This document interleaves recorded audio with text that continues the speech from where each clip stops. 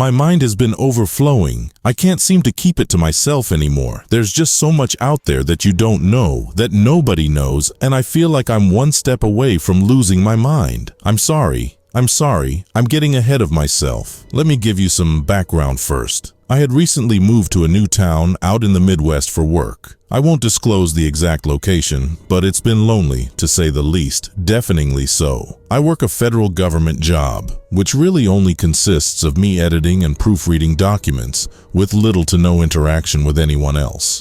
My apartment doesn't allow pets, and although I didn't have many friends before I moved out here, I had just graduated college, so I at least had some interaction with other people. My parents aren't in the picture anymore, and my new town's middle-aged to elderly majority population leaves little room to make friends. My days consist of waking up, showering, going to work, coming home, watching TV, and going to bed. Every single day.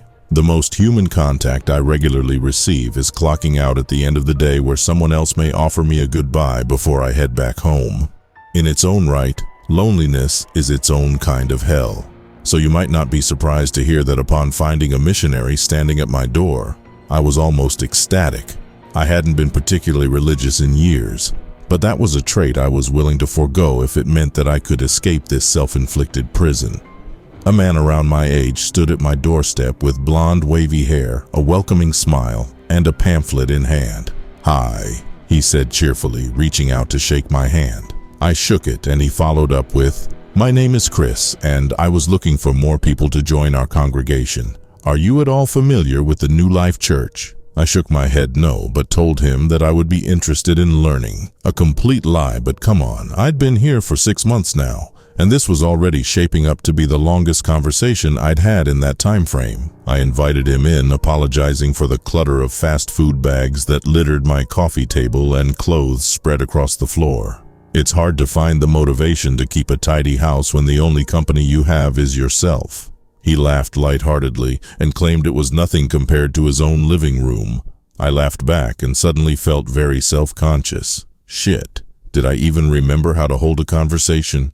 But he pushed these worries aside quite quickly. He seemed to be quite eager to talk and didn't mind leading in conversation as I tried to hold my own in small talk and answer his questions about my job, my moving here, until finally he relaxed and said, "Honestly, you've got my hopes up now. It's really nice getting to talk with someone else my own age for a change. There's not many of us here in case you haven't noticed." I chuckled again and nodded. "So honestly," he started, finally handing me the pamphlet, "I'd really appreciate it if you would join us Saturday night. I'll save you a seat, right up in front of the pulpit. I promise you won't regret it." The paper was plain with New Life Church written at the top with "For an eye-opening experience" directly below it, followed by service times. Noticing that there was no address, I flipped the paper over and found a peculiar set of directions. Located in the woods off of Park Trail B, 3 miles into the trail, take a hard left past the cut-down pine tree stump, off the trail, and follow the white markers on the trees. You will come across a river. Walk along the right-hand side of it for another mile until you come to a steep cliff with the river running over it. There will be a rope tied to the side of the cliff face. Climb this down and circle around the lake and continue to follow the white marker trees until you come to our church. Upon reading the instructions, Chris must have noticed my dumbfounded expression and laughed heartily. "Yeah, that's about the reaction I expected. Don't worry, I'll go with you on your first visit. You like hiking?" I nodded again slowly. I was familiar with the park. Some days, if I felt really cooped up, I would go out and walk the trails. I never seemed to see anybody on them, and at the very least, maybe I could make a new hiking buddy out of the trip. They must be some kind of hippie, new age type church connecting with God and nature and all that. But why so far? Why not carve out a straightforward trail if they're going back that far in the woods? While I was pondering this, a question finally made its way to the forefront of my mind. "Hey, so, what's your church all about?" The words stumbled out of my mouth. He grinned again, a sly kind of smile, and offered an irritatingly vague explanation. "Oh, it's hard to explain it all with just words. You've really got to attend a service to understand." Shortly after we said our goodbyes, I agreed to attend on Saturday night. I realized he hadn't told me what time, but he assured me he'd come to my house to pick me up when it was time, and to just be ready. Wear whatever you feel comfortable in, no pressure." Saturday evening came and went, and soon it was night. I was sitting on my couch, boots on, ready to go hours ago, with the clock approaching midnight, and Chris nowhere to be seen. I slouched on my couch, half awake, dozing with friends playing on the TV when I heard a knock. Incredulously, I answered, and lo and behold, there stood Chris, wearing a dark gray jacket and jeans with hiking boots and that same smile on his face as the first time he stood at my door. "Hey man, hope I didn't wake you. You ready?" Now I know what you're all thinking, that I couldn't possibly be dumb enough to go. But you have to understand, for the first time in so long, I felt a sense of adventure, excitement. The whole thing was so bizarre, and my entire existence had been so unbearably dull, I tossed aside any sense of self-preservation and, well, off we went. We rode his old rickety Ford to the outskirts of town, where the park entrance was located, making small talk along the way. "So, why exactly do you guys hold services so late, and in the middle of nowhere?" I asked. "To get you in the right headspace," Chris replied, without taking his eyes off the road. "We try to separate ourselves from modern luxuries during our services, and walking the trail is a sort of rite of passage thing, not to mention being so far off the grid keeps services very intimate and private." Weird, but not totally unexpected. This confirmed my suspicions for the time that this was definitely some kind of hippie New Age church. But still, my best opportunity for making new acquaintances. I was no stranger to taking night walks and hiking anyways. It was one of the only hobbies I indulged in my solitude. Once we had pulled into the park and started on the trail, the actual hike itself was uneventful. Chris pulled out a heavy-duty flashlight and walked on ahead of me, motioning for me to fall in behind and stay close. About a mile in, I noted how dark it was. So dark it was hard to believe it was natural. The moon had shone brightly in the clear night sky, accompanied by a smattering of stars, illuminating the night with its light gray glow. But now, under the forest cover, anywhere that wasn't in his flashlight's sights was pitch black. If I stuck my hand to the side and looked over, it was as if it had disappeared, and the trail behind us immediately vanished into the black. It was as if the only space in the entire world that existed was the ground the light illuminated as I stuck close to my new friend. Chris stopped suddenly and I nearly bumped into him, which startled me out of my neurotic daydreaming. "All right in here," he said, stepping off the trail and standing next to a tree with a distinct white mark. "Is where we follow the markers. Stick close, it's easy to get lost out here," he finished, and I hurried on behind. I lost track of time following Chris through the woods. He seemed to take many twists and turns that I don't know how it was possible for us to not have gotten lost. But every time I was about to ask him for reassurance, he would shine the light on another white marking on a tree. He kept marching forward confidently, and I followed, falling into an almost trance-like state, with the crunching of the leaves below my boots becoming rhythmic, and my mind going quiet. Without hardly realizing it, I found myself in front of a deep, loud river, just as the directions had promised. And then, after hiking alongside it, we came upon the rope next to a small cliff. I don't know why I was so surprised. It was like every landmark we reached from that pamphlet struck a bit of anxiety into my heart. I guess even being out here, a part of me doubted the elaborateness of the directions, and was expecting Chris to pull a gotcha moment on me or something. And here we were. Like I said, pretty uneventful. Chris had followed the trail from memory, hardly ever stopping even for a second. And now before us stood a large white building that looked entirely plain. It was rectangular with a basic shingled black roof and white plastic paneled walls, sitting on a concrete foundation. There wasn't even a sign. It was really kind of underwhelming. I don't know what I was expecting exactly from a church that held its services in the middle of the woods at night. But something more. Fantastical? This looked more like a large storage building.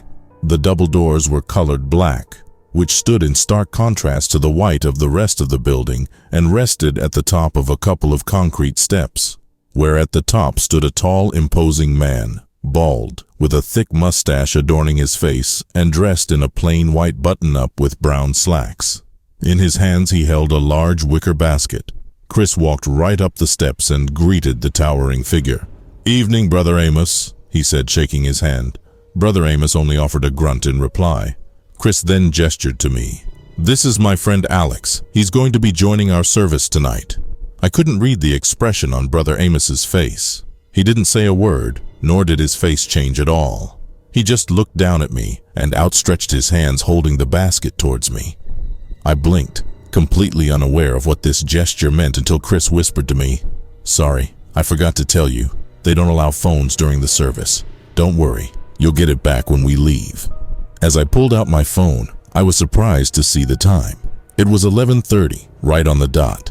It had taken at least 20 minutes to drive to the park, and we had been in the woods on the trail for at least an hour. There was no way it was only 11:30 when we had left at 11. Realizing I had frozen up, I apologized and dropped my phone into that basket, while a large wave of anxiety started to wash over me. Yes, I know, only now was my brain firing off danger signals. Not when this random man showed up at my door and invited me to a church in the middle of nowhere. Not when I decided to get in the car with said man and hike miles off the marked trail using the most convoluted directions I had ever seen. It was like everything hit me at once, and I realized just how stupid and dangerous this whole thing really was. I couldn't be that desperate for companionship and human interaction, could I? Still, a part of me felt excited. It was stupid, I know, but you have to understand, this was the first flicker of excitement I'd felt in so long. I was doing something stupid, perhaps dangerous. Yet here I stood at the doorstep of this mysterious church in the middle of nowhere and night, with my new friend by my side, daring to step inside. It was something, and it was the first time I'd felt alive in so long. So spurred on by that feeling, the tall man's unsettling gaze, and Chris's pat on my back, I followed him inside. The inside of the church was just as plain as the rest of it. It actually looked very similar to an old Baptist church I attended as a child for my cousin's wedding. The floor was laminated wood, along with wooden pews with red carpeting over the seats. There were matching red carpeted stairs leading up to the pulpit. There were a scattering of congregants scattered throughout the pews. Honestly, much more than I thought. It surprised me once again that there were quite a few older folks sitting in the pews. They really made the hike here. Another detail that crossed my mind was that there were no crosses or iconography anywhere throughout the building. The walls were plain. There was no design on the pulpit, just a flat block sitting front and center stage. It had just then occurred to me that I had never clarified what kind of church this even was. I didn't know if it was Protestant or Catholic, or Scientologist or Jehovah's Witness, or any number of religions it could have been based in. The lights hanging above gleamed a sickly yellow, and a soft, sweet smell permeated the air that I couldn't quite place. Chris guided me to the front, where I was pleased to find that the rest of the congregants were much more welcoming than the imposing figure standing guard at the door. I was greeted with a flurry of welcomes and "we're glad you have yous," and one cute red-headed girl, who looked to be around my age, even shook my hand and said she hoped I'd be back for more services. I was still riding that high when a man's voice rang out, "Good evening." A stout man stood on stage in front of the pulpit. He was accompanied on each side, one by Brother Amos and the other by an equally tall woman. She wore the same outfit as Amos and was even bald like him. The man in the middle looked short in comparison. He wore a white robe that looked almost like a hospital gown and had a short, neatly trimmed goatee and brushed back black hair that showed off his receding hairline. "Folks, as you know, tonight is a special night. We have in our midst a newcomer." He turned his gaze toward me, which made me self-conscious, and I shifted in my seat. "Who, by grace, will be received into our family, but only..." He slammed his fist onto the podium, jolting me. After experiencing the full depth and transcendence of a service here at New Life Church. A couple people in the crowd clapped and hollered, and I nervously put my hands together as well. Brother Amos and his counterpart walked into the door in the back and carried out what looked like a stone basin and laid it on the stage, directly to the right of the podium, setting it down with a heavy thud. The thing was gray and ornate, with etchings and markings all around it that looked similar to hieroglyphs. At the same time, I noticed the smell in the room had gotten stronger. It was even sweeter now, sickeningly so. It was so sweet I could feel it starting to burn my sinuses. I looked around to see if anyone else was bothered by this. but everyone was just standing there, looking forward toward the preaching, smiling in anticipation. So many of us tend to feel lost. The preacher started his sermon as the towering duo walked back into the room behind the pulpit. So many of us tend to feel alone. So many of us tend to feel trapped. But as we know here, we are never alone. A couple of folks whooped and hollered at this. "Rejoice, my friends, into the world unseen. Let it shape you. Let it kill you and destroy you. Let it rebuild you in its truth." A smattering of sweat had formed on the preacher's brow as he dabbed at it with a cloth stuffed in his shirt pocket. "Rejoice!" he boomed, and the congregation cheered in response. At this time, Brother Amos and his counterpart returned back from the side door, this time holding a pig. The thing screamed and bleated and struggled, and the two giants holding it seemed to be having significant difficulty keeping it still. I looked incredulously over at Chris, but for some reason, I felt like I couldn't move. Something was pinning me to the seat. The smell was overwhelming now, and I could almost see a faint haze permeating the room. They presented the pig to the pastor, who withdrew a mid-sized ornate knife from his breast pocket. My legs felt numb. I tried to shout in protest, but still, my throat was closed. The room spun as my heart raced. The smell of overwhelmingly sick sweetness overtook my senses as the pastor cried out, "Rejoice," as he cut across the swine's throat, and dark blood poured into the stone basin. As the blood poured, I felt my mind slip away.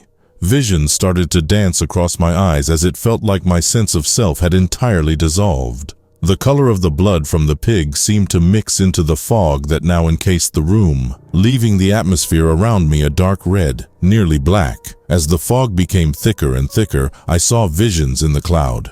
I saw what looked like men rising out of the mud with horrible creatures, deformed and distorted and old, holding onto their backs. I saw giant beings that looked more akin to mountains than living things raise mighty hands, and earthquakes devastated the land. I saw the damned raising their fists, screeching their blasphemies in languages long forgotten to man as the creatures that I can only describe as demons laughed.